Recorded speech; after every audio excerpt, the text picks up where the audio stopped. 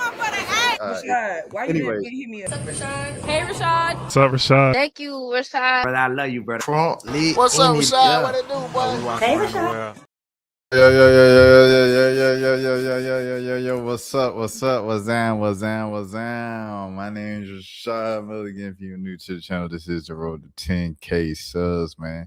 Shouts out to Dan in the building, man. Y'all see where we at with it? Y'all see? I.E. First of all, I ain't gonna lie.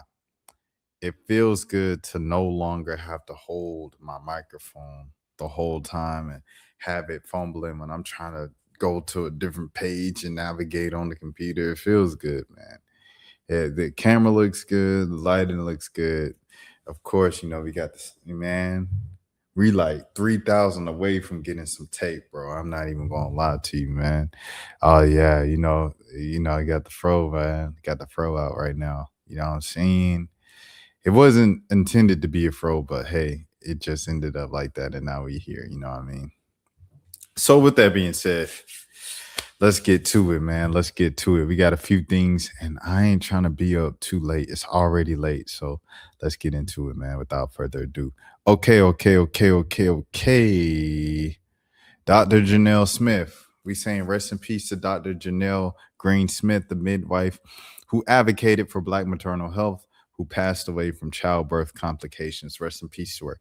The American College of Nurse Midwives called Dr. Green Smith's underlying or passing a profound, quote unquote, failure of systems meant to protect the birthing of people. This is by Nari Dejan from the Griot. Shouts out to the Griot. Shouts out Black Media. Dr. Janell Green Smith, CNM, a South Carolina midwife whose passionate work about her work, family, photography, travels, has passed away from complications related to childbirth. Proudly calling herself a log midwife, she was an advocate for Black maternal health, partnering with the nonprofit organization app Hive Impact Fund, which acts as a resource for parents during early childhood during Black Maternal Health Week. Oh man, this is her. Hey everyone, my name is Janell Green and I am a certified nurse midwife. In honor of Black Maternal Health Week, I'd like to share a little bit of my why and what brought me to midwifery care. Black women are 3 times more likely to die in pregnancy and in childbirth than any other race. And hearing these alarming statistics, I wanted to do something about it. I wanted to be a part of the solution and step into a role as the provider that would listen to my patients when they said they were in pain. I wanted to be the provider that would answer the questions and that would go above and beyond to allow my patients to feel comfortable in their journey of pregnancy and in labor. Also, I wanted patients to know that birth is a normal physiologic process and they deserve to know what's going on with their bodies and with their care.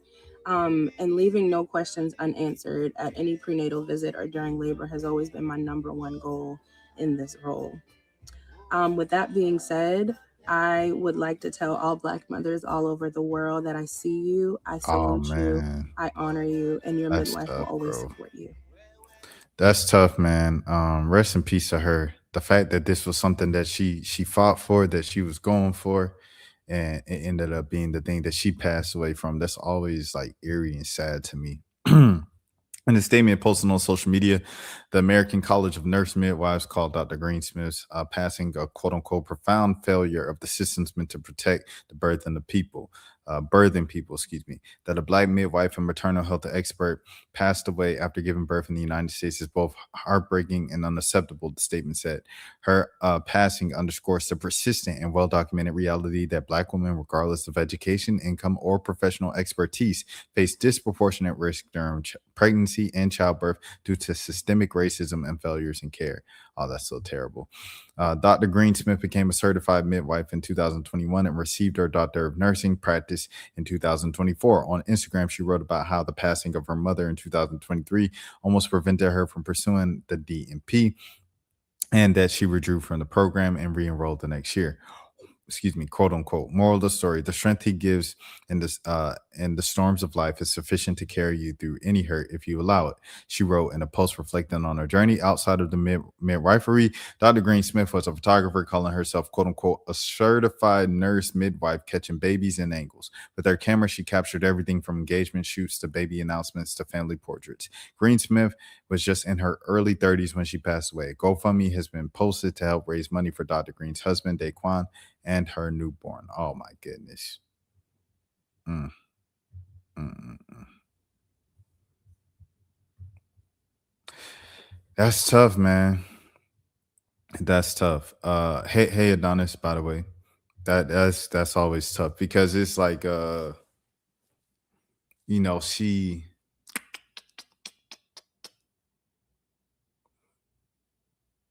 because it's what she fought for. It was saying, hey, this is a problem, this is an issue. We should be going for this. We should be focusing. We should be doing a better job of this. And to dedicate so much of your life to that and studies and just resources and time, and for that to be your demise, it's eerie, it's sad, it's ironic, and it's tragic.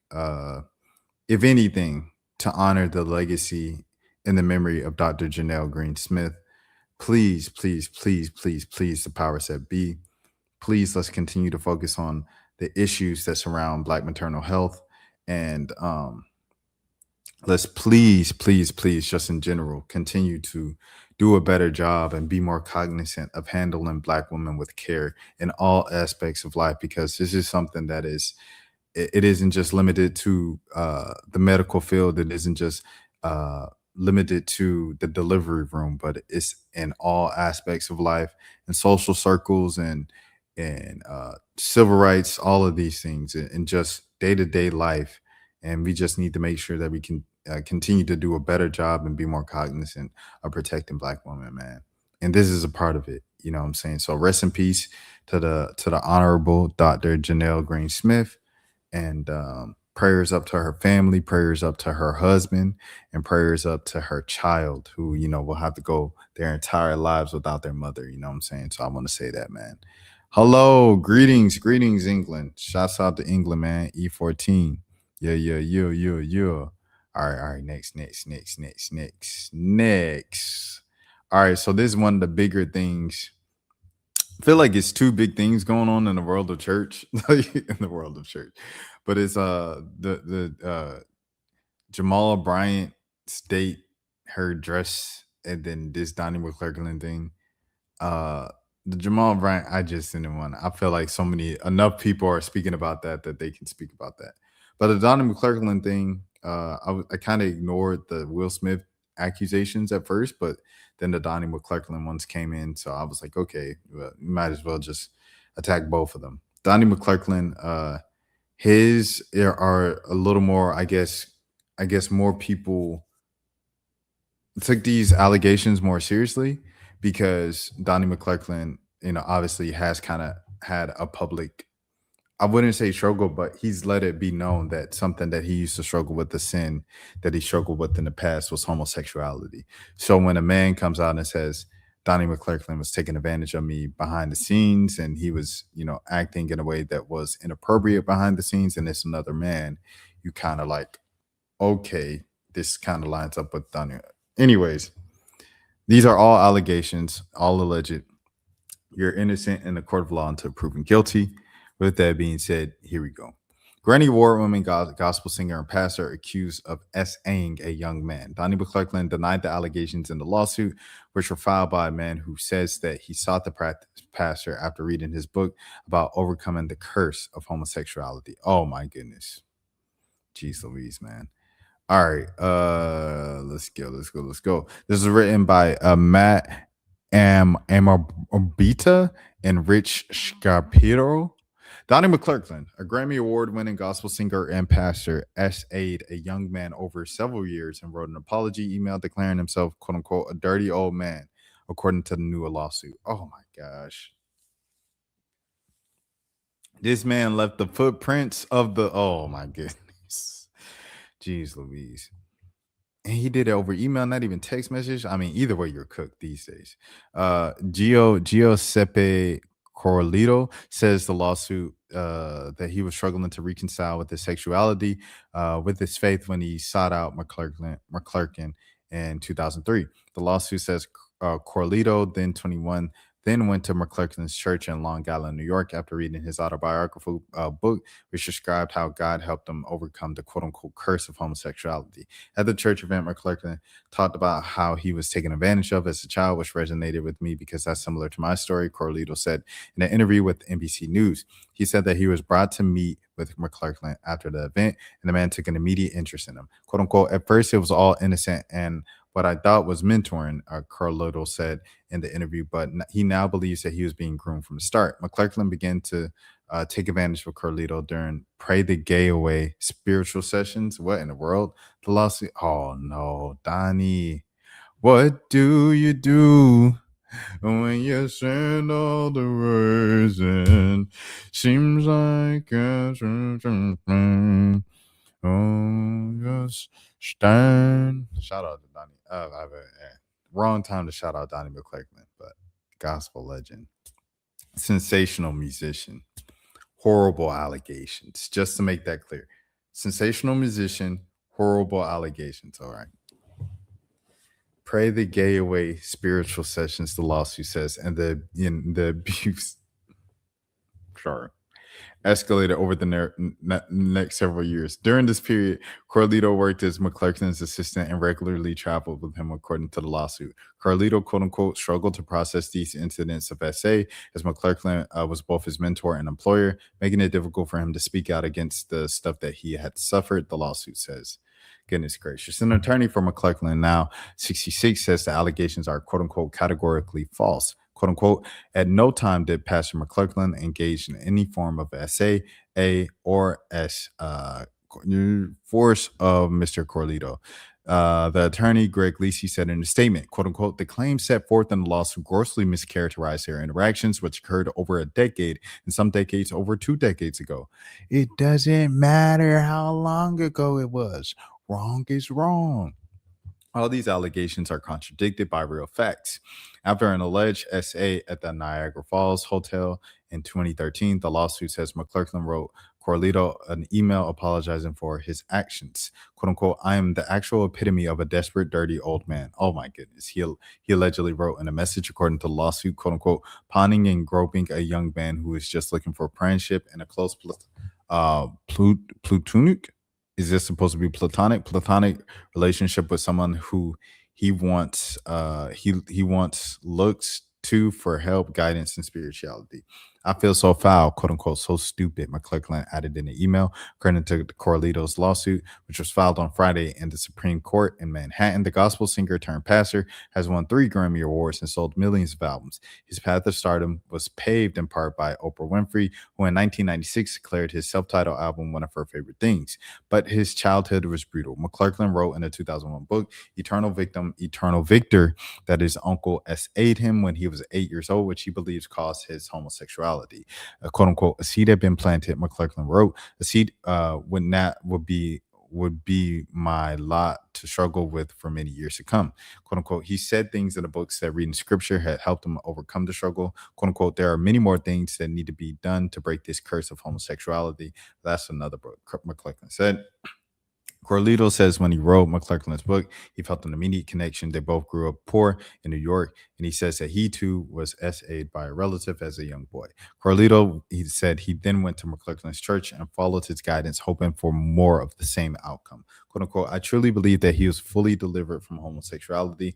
Carlito said in an interview, quote unquote, I was doing whatever they were saying to get rid of myself of it. Carlito said he then became McClurkin's assistant in 2004, and about 2 years passed before McClurkin began to, during the Pray the Gay Away sessions. Oh my gosh, bro. On work trips, the A escalated to R. Carlito said in an interview and in his lawsuit. On a trip to California in 2007, McClurkin then brought his then girlfriend. The lawsuit says he still forced himself onto Carlito, and wow, in the hotel room. When confronted about the incident, the lawsuit says McClurkin told Carlito that he was on medication and didn't remember anything. McClurkin, quote unquote, further manipulated Carlito, blaming him for the incident and convincing him that he was the sole culpable party. Oh my goodness, the lawsuit says. As a result, plaintiff experienced intense shame and confusion. The aid then took place at McClurkin's house of worship. Oh, and the church, Perfecting Faith Church, the lawsuit says McClurkin was secretly, wow, Carlito before going to preach, causing him to cry during the service, according to the lawsuit. And McClurkin would then use his tears to, quote unquote, encourage other congregants to openly express emotion. The lawsuit says Carlito attempted to quit his job multiple times. The lawsuit says for McClurkin guilted him and sustained, quote unquote, he will always compare me to people in the Bible like Elijah or Elijah. Carlito said, referring to prophets who he then had a mentor-mentee relationship. There was a lot of biblical manipulation.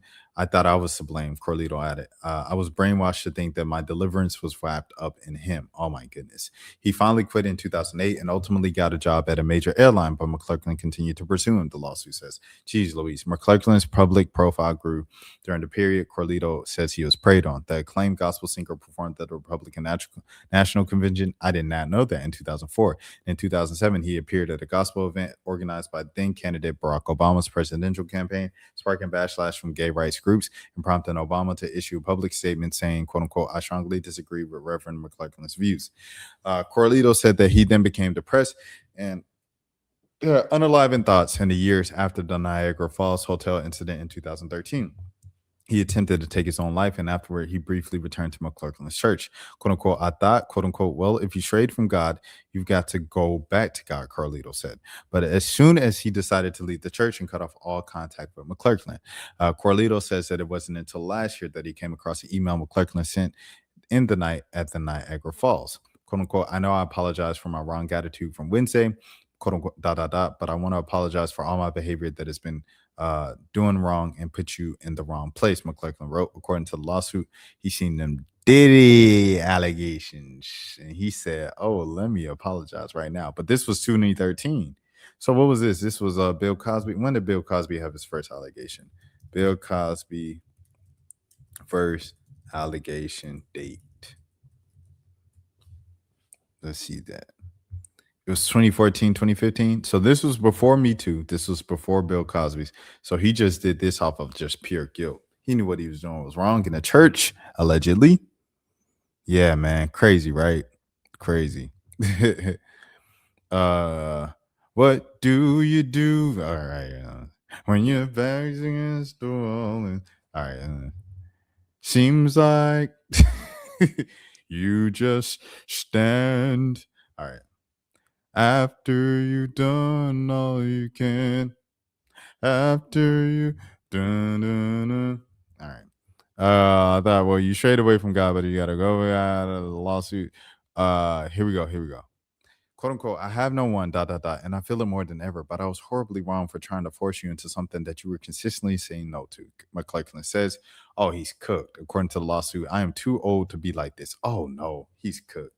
Carlito said the email following years of emotional and spiritual turmoil was the source of relief. Quote unquote, I didn't make this up. I wasn't crazy, Carlito said. I felt vindictive in some ways. Quote unquote, He's literally admitting to his guilt. Facts.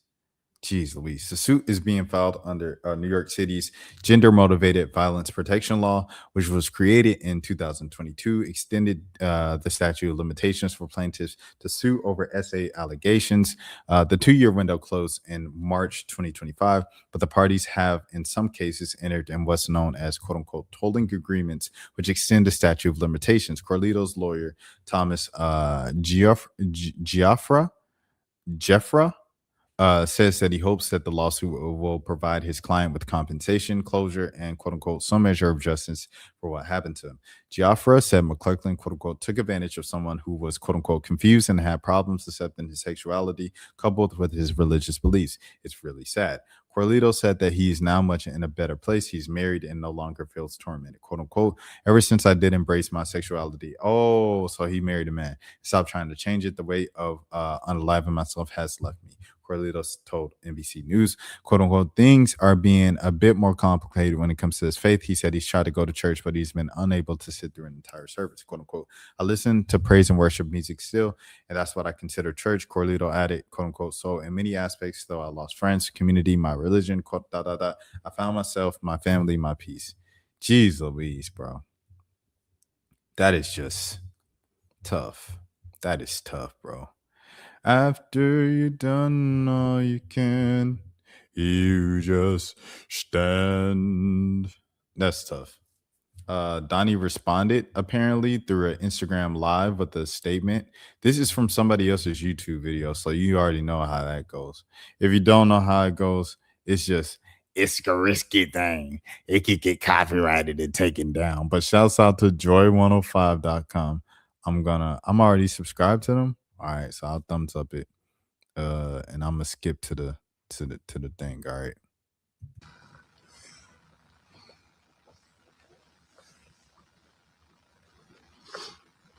All right, Jeff, we're going live in a second. Yes, sir. Going live in a second. Hey, everybody. Hey. I'll give you a second to come on in. I'm sitting here in the studio with Jeff. Say hi to him, Jeff. Hey, Jeff. How you doing? He is the master behind our engineering for this new project that's coming out.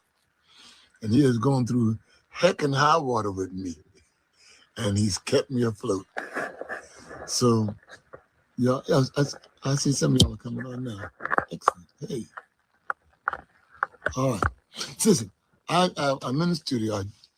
On the way here, I got some disturbing news that I'm not going to share with you right now. But all I can say is keep me in your prayers. Keep me in your prayers. That's all I can say. But despite the disturbing news and despite some of the things that I'm going to have to deal with, praise God, I'm working on a song, and the song ironically says, all that I can say to you is yes, yes, yes. So all I can say to the Lord is whatever's going on, yes, yes. And so I'm going to give you a little sneak peek while it's still less than 100 people on right now. I'm going to give you a sneak peek. Well, we're over 100 now. No sooner did I say that. But I'm going to give you a sneak peek of the song. As a matter of fact, listen, I'm going to give you a chance to invite somebody on. And then I'm going to play this song. And as soon as I finish playing it, I'm going to erase it. Because you're not supposed to hear it yet. So, and this is to take me out of the doldrums of the news that I just got. But despite the news, I'm not going to keep harping on that because God's in control. But despite all of that, my yes to God is really what's needed. The confidence that I have in him that if he's gotten me thus far, he'll take me the rest of the way. And should my way end, it's still going to be an eternal yes. So to God be the glory for all the great things that he's done, is doing, and will do. So I'm going to let you guys hear a little bit of it. I don't know how well it will come, the sound will be. But take it for what it's worth. And I just thought I'd bring you in the studio with me. Okay? So some of you scallywags have already started spreading around that I got some disturbing news. That wasn't the purpose of this doggone Facebook thing. It was to let you hear something. But, y'all can't hold water with a cup. Y'all can't hold water with a cup. Just anything and everything becomes just news. But I guess I shouldn't have said anything anymore. You get out of here. You stop listening to my songs. And I'm going to go and try to lay these leads. And then... he sounds guilty. Everybody is innocent until proven guilty. And I love Donnie McClurkin like the next person. But one of my dad's songs, like with this, like bonding, is a Donnie McClurkin song. You know what I'm saying? So it's like it's deeper than music. You know what I'm saying? My connection with Donnie McClurkin is music. He sound guilty. Cause why ain't he say like I ain't no. That ain't me. That ain't me. Like he ain't even do the come on, y'all. Y'all know me. He ain't even do the DDG. Move on from there. I just shout out DDG. I'm sorry for using your name, DDG. I ain't mean it in no bad way, you know what I'm saying? Shout out DDG. Shout out Holly, you know what I'm saying? Holly from Atlanta. DDG is a friend of the channel and he's always, you know, been nice to me. Shout out DDG. I wanted to share that with you guys, and I don't know if you could hear it or not because I can't see any comments, but that's life. That's what people say. But I just wanted to share that with you. I'll talk to you later after I finish laying it, and then I'll let you hear a little bit of the vocals that I lay. But that's just a song of surrender. All that I can say to you is yes, yes, yes. There's no other answer to give to God but yes. All right? Somebody may be saying, sound like a love song. Well, it is. From me to him. That's the way it goes. And when you fall in love with Jesus, there's only one answer. Yes. All right. Love you guys. I'll come back on a little later on once I finish laying these leads.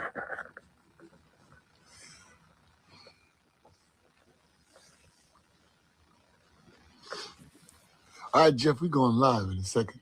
Yes, sir. Going live in a second. This the same one? Yeah, I'm Jeff. All I can say is keep me in your prayers. Same one. So they just repeated it. Okay. All right. Well, there it is. We'll see what happens. But I think the fact that he went live and didn't like address, I mean, not even like, because I know legally with those things, you can't, you know what I'm saying, say too much. However, I do think you can be like, y'all know me. You know, you could at least say like, come on, y'all, like, for real. I really think, come on, man. Y'all know me. All right, Will Smith. From one to another, Will Smith sued for and wrongful termination by a violinist. An alleged violinist who appeared on season 13 of America's Got Talent is suing actor, rapper, and producer Will Smith for alleged and wrongful termination, the Los Angeles Times reported. The musician alleges that he was hired to perform on Smith's 2025 European and UK tour of his Based on a True Story album before he was retaliated against. In a lawsuit filed last week in the Los Angeles Superior Court, Brian King Joseph claims that after developing a professional relationship with Smith on November 2024, he was invited to perform several tracks of the rapper's latest album, which was released in March 2025.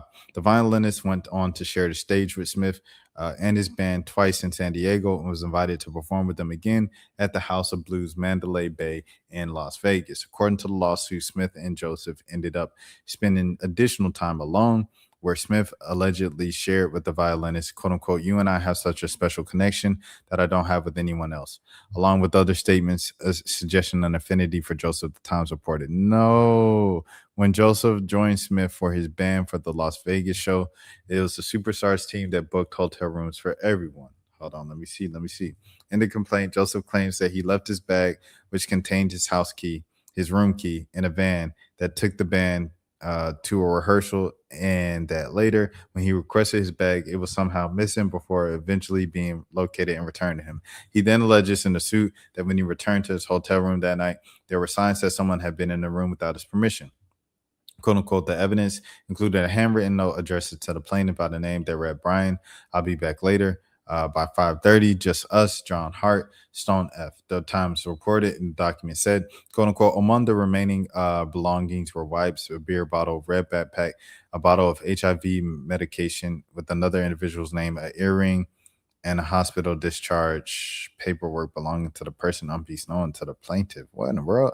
Worried about his safety, Joseph said he took photographs of the items in his room, alerted Smith and his company, Trey Bell Studio Management Incorporated, reported the incident to the police and asked for a new room. Officials at the Mandalay Bay found no signs of forced entry into the room, and the violinist returned home the following day. It was several days later, according to the lawsuit, that Joseph received calls from a representative of Trey Ball informing him that he was no longer on the tour.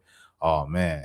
Joseph further alleges that the representative put the blame on him for termination, allegedly telling him, quote unquote, everyone is telling me that what happened to you is a lie, that you made the whole thing up. In the complaint, the violinist's lawyer, Jonathan J. Delshad, accuses Smith of, quote unquote, deliberately grooming and priming Mr. Joseph for, based on the rapper's prior statements to that. And okay. After reading this, I'm not going to lie. I do not, you know what I'm saying? I don't know if I'm rolling with this one. I might be on Will Smith's side. I might be on the Fresh Prince side, bro. I'm not going to lie. Because I ain't going to lie. Like, old heads, they just communicate different. They use different words, bro. So when they say like, oh, you know, like we cool, like we close, bro. Like, you know what I'm saying? It's like when I see you, I see a younger version of myself. Old heads just be saying weird stuff like that. Like, it sounds weird to you because you're younger. It's a different generation. It's a generational gap. But I'm not going to lie. I feel like that's just not enough to get bro on this. You know what I'm saying?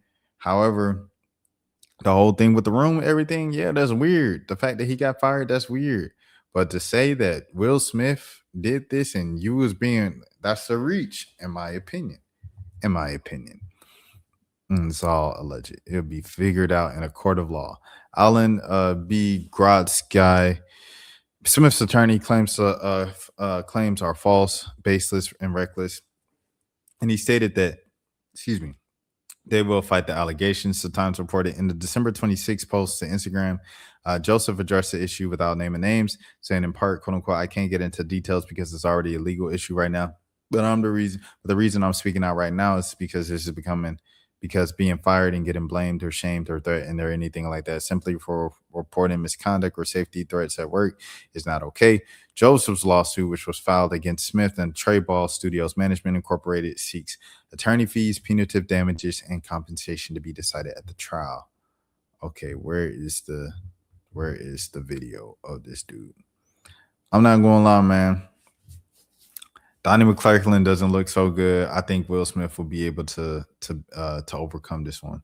Now the Tyler Perry joints, that joker got another lawsuit. I'm like, bruh, another allegation by another man who used to be acting under you. I'm like, dang, dog, that's crazy. I ain't gonna hold you, bro. That's insane, dog. Yet he does his parts in movies so well. Yeah, no. It's a great actor. Like one of the greatest actors ever, man. Will Smith, the Fresh Prince, bro. Now, him getting signed over Suave, it led up to one of the best lines of 2025. And then they signed Will Smith. All right. Hilary Duff's husband, singer Matthew Coma, comes out swinging at Ashley Tisdale and her quote-unquote toxic mom friend group accusations that took an aim at his iconic wife. He says, when you are, quote unquote, the most self-obsessed, tone-deaf person on earth, other moms tend to shift focus to their actual toddlers. Yikes. Read my interview with The Cut. So all these people doing interviews with because she did, what did Ashley Tisdale do? Ashley Tisdale did her thing like through The Cut, right? Hold on, Ashley Tisdale. She like wrote a whole essay in The Cut or something like that, right? She's like, yeah, the toxic mom group. Where was that? What page was that on? Essay. Is there an essay or something? Essay. Let me see. Her husband. The Cut. Yeah. She did it in The Cut. So this man went to the oh, this is just messy. This is some messy stuff. Hey, I don't want. Come on, man. These are Disney actresses, Disney alum. And their husbands going back and oh my goodness. Gotta love a husband standing up for his wife, not gonna lie. Goodness gracious. So he did it. He did an interview with the. Did he do an interview with the Cut for real? Let me see. Hold on. Matthew Coma. Let me look him up. Matthew Coma. There he is. Let me see. Did he do an actual interview with the Cut, or is this just like a parody? Oh, okay. So I guess it was a parody. Well, hey, we rock with it anyway. Excuse me. Pros. I'm about to switch. I didn't charge my camera. I ain't charged my camera. All right, cool. We here. We on the laptop. All right. Next. Thank you, Dan. Hilary Duff's sister also spoke. Haley Duff liked Ashley Tisdale. Oh no. Oh wow. Oh, she didn't they have a song? Like they used to have like a sister group. They want to know Ali and AJ. Shout out Ali and AJ. They was different. I ain't gonna hold you. Ali and AJ is different. The Potential Breakup song, that might be the best Disney song ever. No, okay. The most important Disney song ever, and the most important song ever for millennials is Hannah Montana, Life's What You Make It. Watch that video. The best might be Potential Breakup song. And then I really like Sneaker Night from Vanessa Hudgens too.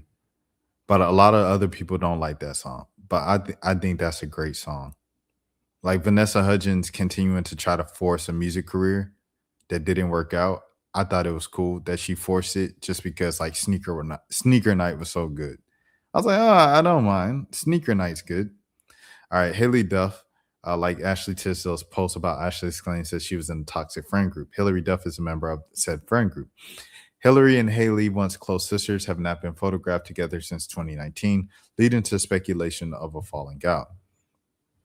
Haley Duff, wow. It's worth noting that after the backlash for the piece, Ashley Tisdale's reps came out and said that she wasn't talking about the friend group with Hilary Duff and Amanda Moore, but Haley's quote-unquote like certainly seems like Ashley's rep looks like a liar. Oh, wow. Okay. Oh, this is one of those T pages. I'm reading. Okay, I had to realize what I was reading. Okay, so there's commentary and stuff like that, and that's okay. Gossip. All right. Next, it's none of my business. It's none of my business. It is interesting though. I did look at it. I did look at the T. I ain't gonna lie. Wendy Williams-ish. McQueen. We're gonna we get it. You guys got us to 800 subs, and you guys deserve the shots. So we're gonna go get you guys the shots. All right. But you understand, all right? Okay, the shots. This is go. Do I got to? You get it. Come over here. Maybe I gotta get the fuck up here. Okay. Sometimes you forget that I'm a man. No, I never forget that. Sometimes you forget. I never forget that you're a man. I'm a man. All right? You a woman. All right? Baby gorilla. Just because you taller than me do not mean I won't get in your ass. Okay? I run this motherfucker. Do you understand? I know you do. Okay. Hey, W. McQueen, bro. We're gonna give y'all what you want. W. McQueen, bro. I ain't gonna lie. This is the best McQueen clip I've seen in a minute, dog. Because McQueen just be on, because he on that like red pill stuff now, like women, you gotta treat women like this and all that. So it's nice to see him like just make some kind of funny content again. He's a funny dude. I didn't know this had money. Music, I mean. David Banner reveals his eating performance is vegetarian or vegan, and and he explains how Erykah Badu to get his blood checked led to him eating steak again after 20 years. My mom told me to get my blood checked because stuff a bit different right now, so I might have to, we'll see what happens. You know what I mean? She said, I'm not nothing. She said, I know what my body reacts to the best. And she said, I listen to my body. Yo, what's going on with the My screen all just like minimized over here or whatever. Let me see. Truly craving. My body needs it. My body. So she was like, shouts out to Erykah Badu. So Erykah Badu. So is Erykah Badu still vegan? I feel like he'll tell it in the 7 minutes. Shout out to Was Sadadex at the time. My money. But it's music all over this, bro. I can't do that. It ain't worth it. Speedy. Maybe the most embarrassing moment of my life just happened, and I had to come back and lay down to reset because I can't believe this just happened. So I'm in Vegas, and I wanted to go get a shape up. He finishes the job. I said, boss, how much you charge? He says, 30 cash. I said, $30. No problem. Let me Zelle you. He said, ooh, we don't have Zelle. I have Venmo. And I said, oh, I don't use Venmo currently. He was like, oh, well, there's an ATM right there. I said, okay. So I go to the ATM. I try to pull $30 out. Decline. I was like, okay. I try a different debit card, pull 30 cash out, decline. I was like, this is weird. They're watching this whole thing unfold. He goes, oh, I also take Cash App. I said, great. I know my right-hand man, Ish, got Cash App. So I call Ish. I said, Ish, do me a favor. Cash App this guy 40 cash, and I'm going to Zelle it to you. He said, bet, no problem. But before I was able to finish that call, the guy getting a shape up in the next chair goes, yo, hang up. I got you, bro. I'll make sure it gets. I said, okay, Ish, never mind. I hang up the phone. I walk over to that guy. I said, bro, what's your Zelle? I'll Zelle you the 40. And you pay the barber. He goes, don't worry, brother. I'm going to pay for it.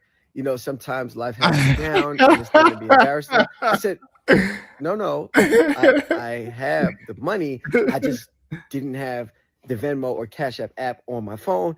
And the ATM wasn't working. It got declined. He goes, I understand, brother. I've been there.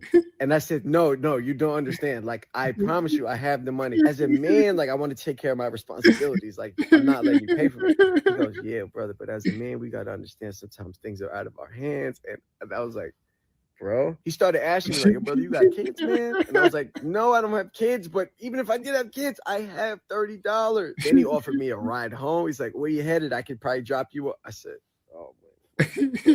So then the barber chimes in, and the barber goes, listen, fellas, don't even worry about it. That cut is on me. You go out, enjoy your holidays. Like, just promise you'll come back to the shop one day.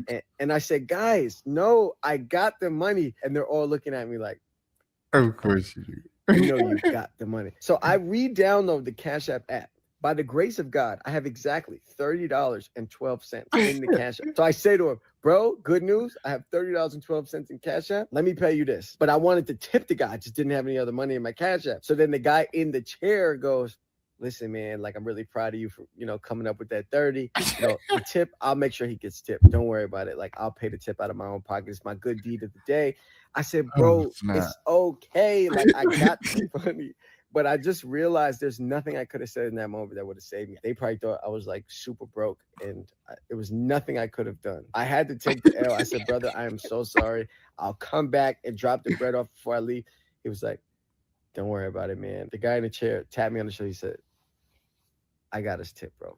Go enjoy your holidays, all right?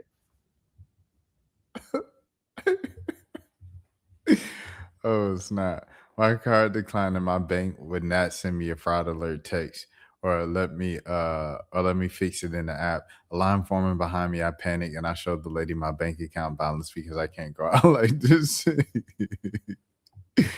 All right, hold on. There's the thing is off for me, bro. I'm trying to get it right. It's like everything just froze on my screen. So it's like it's shrunk on my screen. So I'm trying to get it right. All right. Let me go to the next scene. Money glitch. All right, hold on. Give me a second, bro. Give me a second, bro. Appreciate everybody watching, everybody in. It's 3:00. Oh, there it is. Okay, finally. I got to pull back up, Dan. I just moved into this co-living house in New York with a bunch of strangers. Here's how much the rent costs. So this is a 15-bedroom house in Brooklyn. It's definitely got some Friends vibes to it. Ever since I started making content, I've wanted to live in New York, but it's obviously insanely expensive. So I moved in here with a bunch of people, and it's been great. This house has a bunch of shared spaces, like this basement has a bar, TV, living room, this co-working area. We have a little gym too. We also have a pretty big backyard, which is super nice to have in a big city. This is the kitchen, and it's set up pretty well, so you can have multiple people cooking at one time. But definitely the best part is the location. Being just a bike ride away from this view does not get old. And in terms of rent, the average cost of a co-house room in New York is $19.50. Personally, this house has everything I need, but let me know what you think. Would you try co-living? It's $19.50. Not gonna lie, this is crazy. Whoever owns this house is making so much money off the system. Plus, the tenants are seemingly happy and even making TikToks to help you find new tenants. Infinite money clips for real. Facts. Coexisting with 14 other people and still having to pay nearly $2,000 is crazy. Owner probably gave him a little free month rent for a promo vid, and they're racking up application fees. I doubt that. Oh, bro, making almost 30,000 a month. 2,000 times 15. Sheesh. Yeah, I ain't gonna lie. No, that is crazy. 30,000 a month. He said we live right around the corner. It's 1950. It's crazy, bro. It's 29,000 a month in rental income, but that's easily a multi-million-dollar house. The mortgage payment on it is likely $25K plus. That's a fact.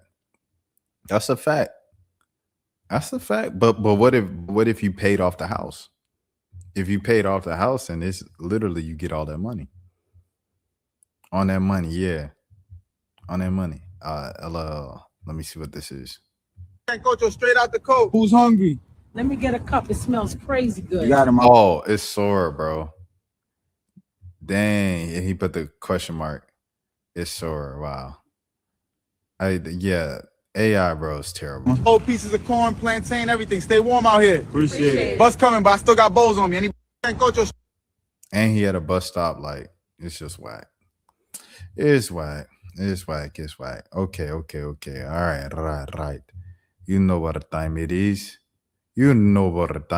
If this is your first time on the stream, it comes a point in time, man, every single time where we bring up a special guest.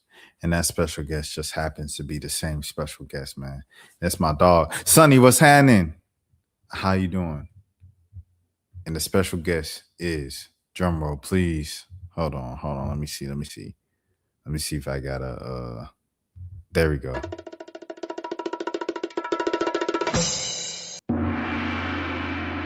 Dan is in the building. Dan, how you feeling today, sir? I'm awesome, man. I'm having a great day. Sonny's in the building. Sonny's loving it. Welcome to the live, Sonny, man. Welcome in. You see the afro look that you're working with. I like that. Oh yeah, man. Have the fro going and stuff like that. I'm gonna try to see some other stuff, but yeah. Got the fro going right now, man. Sonny saying, "What's up, man?" What up, Sonny? What up? So yeah, man. This your first live because yesterday's live was just short. And just it was so short. Yeah, it was just me just crying by myself. So I guess what was your reaction to the news and the report of Trae Young? I feel for you, Rashad, but this is the business, man. It just kind of feels like that Trae Young. It feels like wait, hold on, Dan. T Savage, respect Dan right now, twin. Respect Dan right now. Stand down, son. Stand down. All right now. All right. I feel bad for you, Rashad. Trae Young is a great player, man. I feel bad for you, but hey, this is business. I think Trae Young wants to win, and I think he's getting tired of sitting in Atlanta. Don't you think?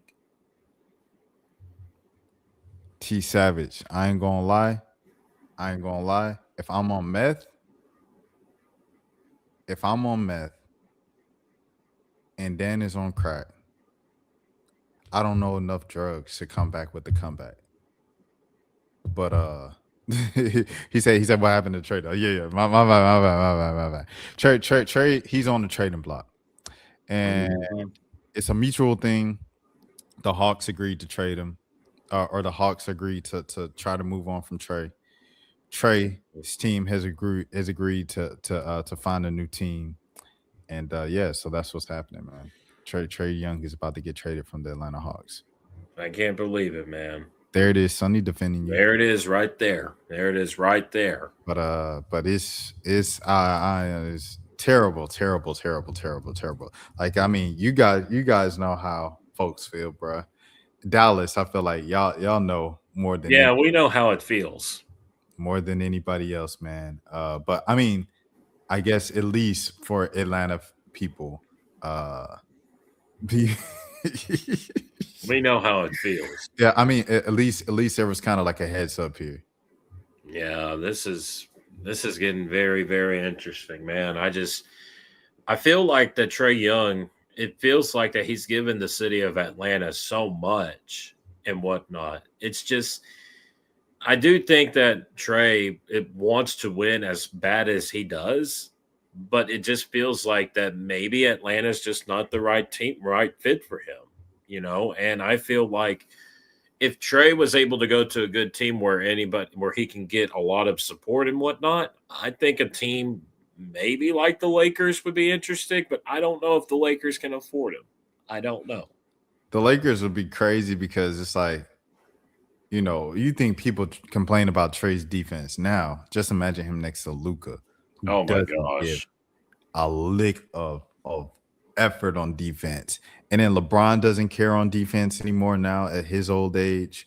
Oh my goodness. It'll just be like hunting season, holiday season. It'll be terrible. Yeah. Terrible, man.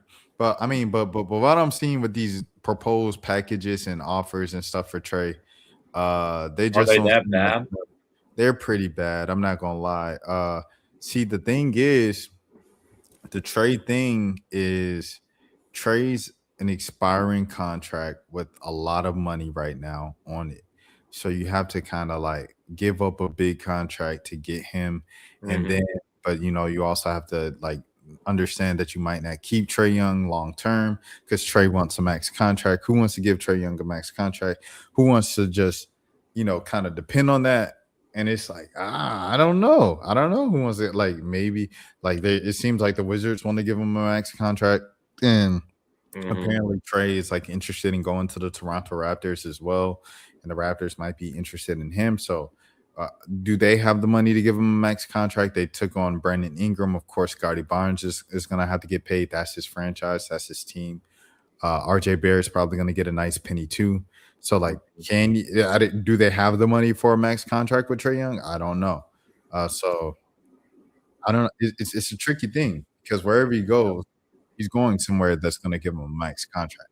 That's the only way Trae's team agrees on the deal and get something out of it too. So, I think some people have said that they can see where the Hawks can't find a good package for Trae, so they just have to keep him.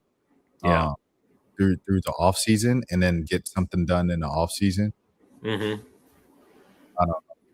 I think we'll have to see, but it's extremely sad to see what happened because I just don't think that Jalen Johnson has done enough for the Hawks to just kind of throw in the towel on Trae Young. And then the entire plan to move on from Trae Young is like win the lottery, get Darren Peterson. You can't control the lottery.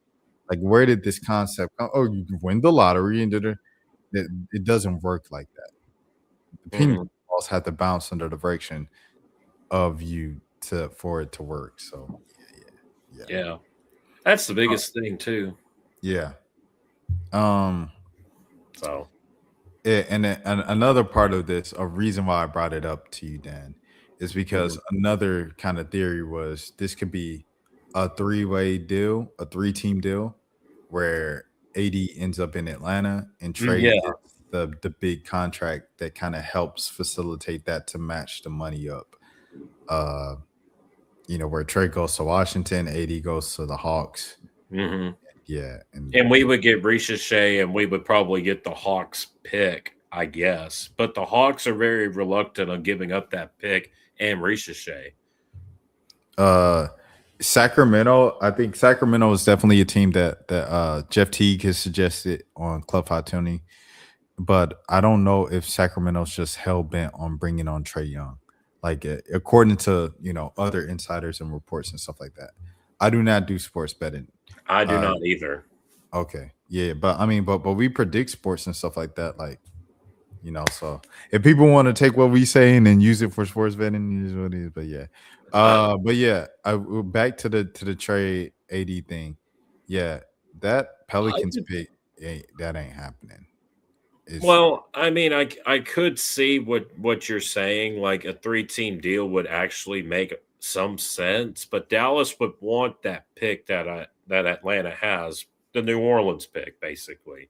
But the Like Hawks they are said, everybody wants that pick. yeah, everybody and Ricochet. And I'm very surprised that the Hawks are very reluctant of holding on to Ricochet. Yeah, the Ricochet thing is surprising to me as well, just because he hasn't been playing well and the coach doesn't play him much. So it's like it's the plan to move on from Coach Quinn Snyder and keep Ricochet because you believe in Ricochet when the coach doesn't. Because Quinn Snyder obviously doesn't believe in Ricochet the way that the organization reportedly does for him to be so off limits. Mm-hmm. So I do think we'll see what's going to happen, but I do think that the AD rumors are not going to go away, and so will the Trae Young rumors. They're not going to go away anytime soon.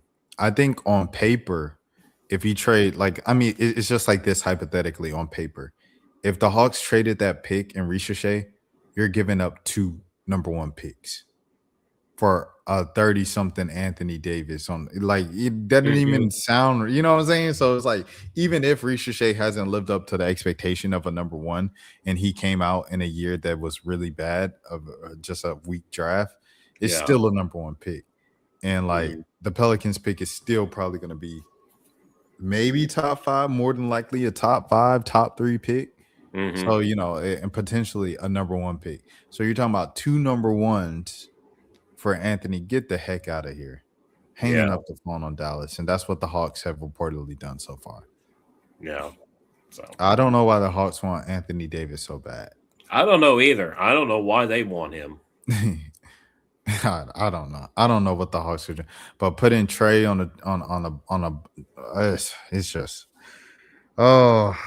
I know, I feel you, man. But the fans are so happy and they're like, oh great, move on past Trae. Like, he didn't play defense, he didn't win anything, and it's just like, you guys have no clue about the history of the Atlanta Hawks, and that's the problem. You don't know your history. The Hawks have never had anything like Trae, and people take things for granted until it's over. When Trae's on the next team and that team is winning and they're, perennial playoff, teams, I don't know if he's going to win a championship or not, but I know he's going to be in the playoffs, and I know his team's going to be making runs in the playoffs, and he's going to have nice games in the playoffs and game winners in the playoffs, because that's what he's done in Atlanta. Right. And when you got to sit with that and you sitting with whatever you're getting right now with a team that can't beat Toronto, they can't beat Detroit, and they're playing 500 basketball against everybody else, I just don't think that's enough. Yeah. It is what it is. I can't really say. I cannot agree with this, Justin Spies. They have this guy named Shea Gilgeous. How will Trae and SGA mesh? Well, that's literally only because this is only even a suggestion. I think 2 reasons. OKC has the most draft capital in the NBA, and number 2, Trae Young is from OKC. The only reasons why anyone would even suggest it. Could you imagine SGA and Trae teaming up? Yeah, but at SGA, he's got point guard on lock. That's over with. Yeah, and Trae Young's like a shooting guard. Yeah, I know, but Trae, he doesn't really play off ball, and that's kind of like one of the things that people are like, oh, the fit with Jalen Johnson, and it's like, oh, him and Jalen still work together well in the pick and roll and all of that, and Jalen can kind of operate almost from a Draymond Green type of pick and roll, where he gets the ball mid-roll and he decides mid-roll of, okay, what am I going to do? Am I going to dump it off? Am I going to oop it in the dunker spot to Onyeka Okongwu, or am I going to float it up myself? Am I going to take it in myself, or am I just going to stop and pop mid-range jump shot? Yeah. I know the Magic were something, there were a team like that people were suggesting before the trade rumors last year. And they were like Anthony Black for Trae Young. And I was like, the Hawks giving up Trae Young, a top 15 talent, for Anthony Black? Be so for real. But seeing some of these proposed trade packages online, and Anthony Black ain't so bad. Goodness gracious. That's how bad it is, man. That's how bad it is. But I guess we'll just have to see what happens. We'll just have to see what happens. Dan, was there anything else with Dallas or any the trade market that you wanted to speak on? Well, the Cowboys just fired Matt Eberflus just yesterday, so Yeah. that was the biggest news of all. I was very shocked that they did this. Like, well, they fired him on Monday, but then the actual news happened on Tuesday. So basically, it took them some time. And when I heard Schottenheimer, or when I heard Jerry and Schottenheimer, or I think it was Jerry, when I heard Jerry say it was a 10 to 12-day process, it ain't no 10 to 12-day process. Jerry's tired of waiting. He wants to win right now. This defense that we had this past year has been very, very bad. And I really do think that there are guys out there that the Cowboys can look at as far as a DC goes. If I had to pick my top 3 guys that I really want for DC, it would be Brian Flores from the Vikings, Jim Schwartz from the Browns, and Jim Leonard from the assistant DC for the Broncos. Those 3 guys in general are young. One of them are young, and they're also defensive minded, and they can get after the players. But the problem is that Brian Flores is going to get a head coaching job somewhere. And I've heard rumors that he's probably going to go to the Raiders along with Brian Daboll. I don't know if Flores is going to get hired as a head guy this cycle around. I honestly do not know. Oh, I also wanted to say this about Justin. I think Justin is gone now. He's not in the chat anymore. But just for the record, if he looks at this replay or if somebody else is watching this, I like the idea of John Morant for Trey the best. Like, excuse me, in terms of all the rumored stuff, and like they're like John needs a fresh start, Trey needs a fresh start. Keep Trey in the South, keep John in the South. Just swap out Trey Young for John Morant and go like that. Or if they want to do LaMelo for Trey, I think that and reunite LaMelo with Onyeka, that could be something, but that's a whole nother thing. But back to Brian Flores. I don't know, man, because I know I think do you think Clint Kubiak gets hired this cycle around? I think Clint Kubiak probably gets a job. I think Harbaugh is probably going to get a job. John is going to get a job.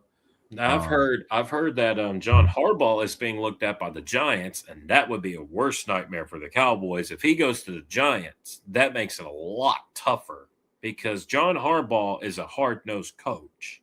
And we all know that Harbaugh is going to get after his guys. And that's the other thing. He likes Jackson Dart. He likes Cam Scatteraboo. He likes Malik Neighbors. He likes that defense. I mean, if he goes there, the Cowboys are going to have a tough time beating the Giants and next year and the years beyond. So that's the reason why we need a DC. Whoever gets him, they're getting, a good guy. But yeah, you have Clint Kubiak out there who's probably going to get a job. You have John who's probably going to get a job. You have I don't know if the Falcons are gonna get Brian Flores. Like, I'm for it, but I don't know if the franchise is for it. So I don't know. We'll see what Rich McKay, who's still running things, and Arthur Blank are gonna do. But yeah. I will say this though. If Brian Flores gets a head coaching job, it would be the Raiders. But here's the other thing: if he gets the head coaching job for the Raiders, Max Crosby's not going to like it, and because there is a report that both him and Flores do not like each other, and that could lead to Max Crosby leaving Vegas, and that could mean the Cowboys would be interested in him. I knew where that was going as soon as she said they don't like each other.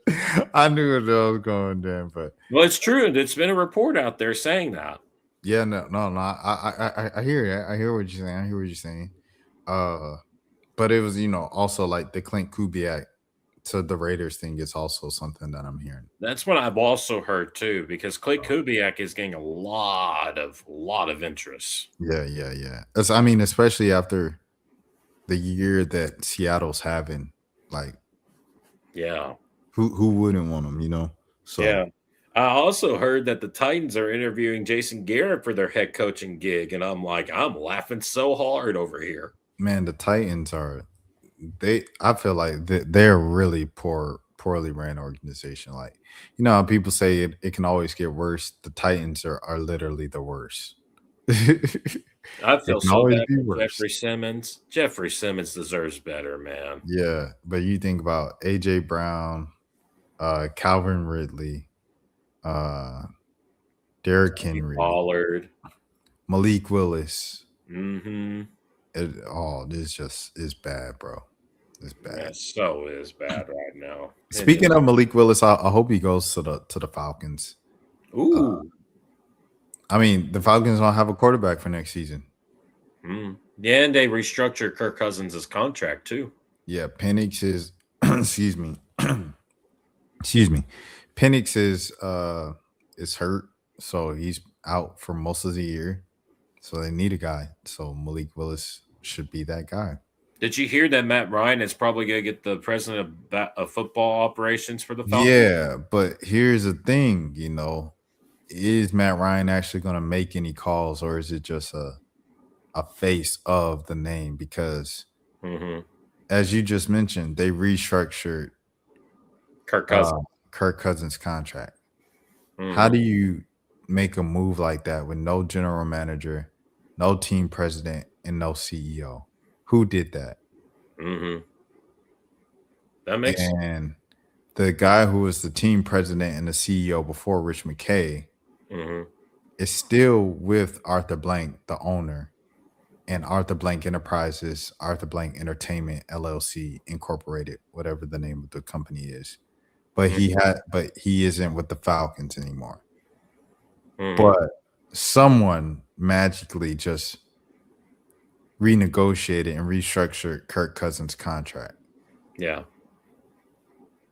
So I don't think it matters if Matt Ryan's hired. I don't think he's gonna be making any calls.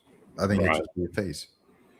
But as far as the Cowboys go, I think they need to get a young defensive-minded coach, because I feel like if you look at the league in general, it's getting younger, and I'm afraid that if we get an older coach and that's going to get onto I don't think the young players will respond to it, because remember, anytime when you're hiring a former coach for a coordinator job, it becomes very, very difficult for the young players to follow their scheme, because remember, that scheme is outdated. Look at this year's look at the last several years' schemes.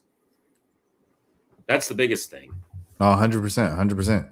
So I mean, we'll see what happens. But I think if you guys wanted Brian Flores, like, because I don't know if the Falcons are gonna how I always kind of go back to this conversation I once had, this thing I made one time. So it was an election year, a general election year, and I met someone from NPR, and like we were talking, and I was like, is it weird, like your entire job is kind of dedicated to informing people and knowing all the ins and outs about the election and these candidates, but like majority of Americans will vote for someone for like something basic. Just like, oh yeah, he looks like someone I could go fishing with, or I like her, but she's a woman. Like, people vote for stuff like that, and like that's what a majority of Americans vote on. So I bring that to the world of football and the Atlanta Falcons. I don't think the Atlanta Falcons will hire Brian Flores just because I don't think they're going to hire back-to-back black coaches. I just think it's just that simple, and we'll see if they prove me wrong. But I highly doubt. I like Brian Flores because I like the fact that he's a nonsense coach. He's basically like, he's going to get onto your guys, but the thing is with him is that I remember, I think it was like a few years ago, right, that he had that dispute, I believe, and I think it's probably going to be the cause of the whole situation. Because of it. Maybe Jerry doesn't want that here. But again, if Brian Flores is our DC, then maybe that a different question too. Dan, have the Cowboys ever had a black coach? You mean like as a head coach or a coordinator? Yeah. Just head coach. No. I thought so. They've never had one. Yeah, Brian Flores, if he's going to the Cowboys, it definitely has a DC. I was like, yo, y'all never had a black coach. Because Jerry, he don't do that. Now that you mention that, I feel like that's the only reason why Jerry wouldn't do it. Yeah, Jerry don't do that. Yeah. But I will say this though, I think Jim Leonard from the Broncos would be a good guy to have because he's young, and if you look at it, he's in line to get a DC job as well, and he has ties with Brian Schottenheimer. That also makes a lot of sense. Yeah, no, 100%. Like, I think anything from Seattle or Denver or the Rams or something like that, like those hot spots, I do all the poaching from those teams for sure. Man, you're going to see movement in the next several days when these playoffs get started. You're going to see a lot of teams looking at these guys. Yeah, it's going to be interesting for sure. It's going to be. And the Cowboys need to have a thorough search. They do not need to wait. They do not need to settle on one guy. Yeah. I don't know why I was even. Oh. I was looking at the Kyle Shanahan thing because some people were like they put pictures of Matt Ryan and Kyle Shanahan. It's someone that they were like bring back home. I forgot who it was. Yeah. All right, it'll come to me later. But as far as the Mavericks go, the Mavericks won. They beat the Kings at long last. I mean, they beat them by 2. They beat them by 2 points. AD had a decent game. He had 19 points and 15 rebounds in that game. Or 16, but yeah. Mm-hmm. And then you got Cooper Flagg, who had 20 points, 8 rebounds, and 6 assists. That was a good game for Cooper. Yeah. But Daniel Gafford gets a double-double in that game. That was huge. I'm glad that Najee Marshall's getting a chance. Najee Marshall's having a pretty good run here. Now, I think he's probably going to get – I think he's going to be in the AD trade. That's what I think.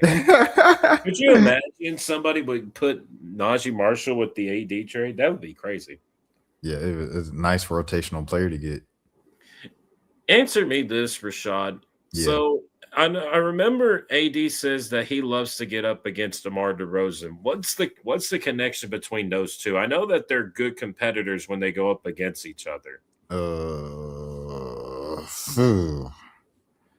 I know AD was talking about that earlier in the post game. He says he loves to get up against DeMar DeRozan. He like the competition that is. Debo, if anything, I look at it like this. I honestly do not know, but they might be the same high school class, but no, because DeMar's 09 and AD was 11 in terms of draft class. But I know DeMar is from LA. Mm-hmm.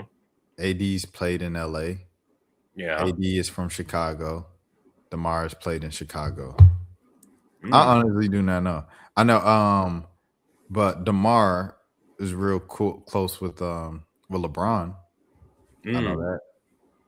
Debo and AD played with LeBron too for a long time, and that was his man. So maybe that's a connection. I do not know. But I will say this though about the Mavericks. It feels like that they're trying to get on the streak, but at the same time, it's like when they go on the streak, then they go on a bad streak. That's the thing. Like they got to beat the Jazz. That's their next opponent coming up. But I do think that if we keep winning these games, then all of a sudden AD is not tradable. That's the other thing. Yeah, like he said, get his value up. Yeah, get his value up. If you're going to trade him, trade him. Man, Brandon Williams, 18 points off the bench. My guy. 27 minutes. Man, but Klay Thompson, what the heck, man? 6 points in 27 minutes. You blow my mind. Stop dating Megan Thee Stallion, Klay. Unsatisfied. Man, Dennis Schroeder with 11 points. Yeah, he had 11 and 9. He's pretty consistent. Yeah, he is. Doug McDermott played 5 minutes. He must have got hurt. Yeah, probably. Russell Westbrook had 11 points. Oh, I guess the Mavericks finally realized Make him shoot threes, and he will miss. He never shoots threes, Rashad. He never shoots threes. That's out the Westbrook, the legend, man. Oh no! All right. Okay. Come on now. All right, Dan. You wanna close us out, man, so I can go to sleep. Yeah, we can. I can't really sing because I know that the others are sleeping. So, song of the night for everybody to listen to. Try to listen to New Edition. Try to listen to Cool It Down. Cool It Down by New Edition. I can't sing it. Cool it down. Cool it down. I just You got to lose control. T Savage, salute. You was tweaking. I ain't gonna lie, you was tweaking in the chat, but I ain't gonna lie, I laughed a couple times. Don't tell nobody. I did laugh a couple times at your comments. He said he subscribed. I appreciate that, brother. We gotta see more of this Afro look, Rashad. We gotta see more of that. I'll see how I can tame it and stuff like that and keep it like and keep it I'll keep it tamed and everything. Dude, the only thing I got is this big old thing right here. She said drinking alcohol, aren't you 18? He said, oh, I'm talking about Mountain Dews, baby. Shout out Sean White, man, the legend of the Flying Tomato. But all right, man, we gonna get out of here, yo. It's about to be 3 a.m. So I have work in a few hours at 9 a.m. So I should go to sleep. Dan, I appreciate the time so much, man. I'll be back on here to talk more of the playoffs. Don't worry. Jeez Louise. He said, all right. Anyways, we're gonna get out. Everybody, please have a good morning, have a good afternoon, have a good evening, have a good night. Have a good day. If nobody else told you today, I care for you. My name is Rashad Milligan. This is Dallas Dan. This is the road to 10K subs. Please follow along and subscribe because we are live on this channel each and every single day, just like I've been for the past 307 days. Jeez Louise. Until next time, please take care of your... Rashad, why you didn't hit me up? What's up, Rashad? Hey, Rashad. What's up, Rashad? Thank you, Rashad. Brother, I love you, brother. What's up, Rashad? What it do, boy? Hey, Rashad.